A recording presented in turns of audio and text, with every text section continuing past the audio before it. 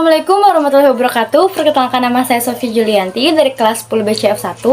Di kesempatan kali ini saya akan sedikit membahas mengenai mitigasi bencana banjir.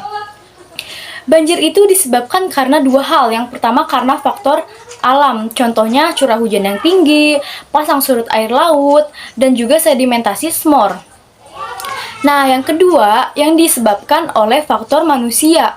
Yang pertama, membuang sampah sembarangan, terus penebangan liar, dan juga kurangnya resapan air.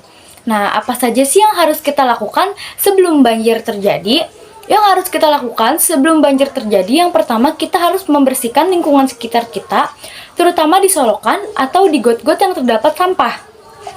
Yang kedua, kita harus menentukan lokasi posko. Yang ketiga, kita harus mempersiapkan tim penyelamat. Dan yang keempat, kita harus mempersiapkan alat-alat penyelamat.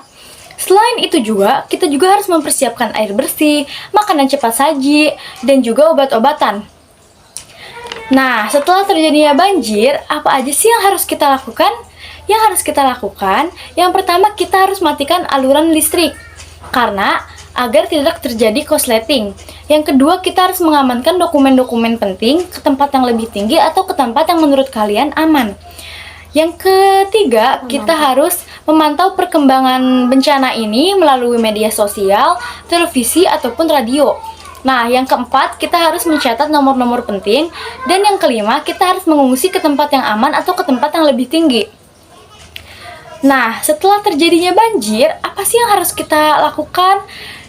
Setelah terjadinya banjir, yang harus kita lakukan, yang pertama kita harus membersihkan lingkungan sekitar kita. Terus yang kedua, kita harus melakukan pemberantasan nyamuk. Yang ketiga, ada kajian pasca bencana. Dan yang keempat, kita harus memperbaiki sarana atau prasarana yang rusak. Nah, kebaikan pada alam bisa kita lakukan dari hal yang paling sederhana, terutama jangan membuang sampah sembarangan, maupun sampah kecil ataupun sampah besar. Karena membuang sampah sembarangan juga bisa mengakibatkan bencana banjir. Oke, mungkin segitu saja yang bisa saya sampaikan. Kurang lebihnya saya mohon maaf. Wassalamualaikum warahmatullahi wabarakatuh. Dah.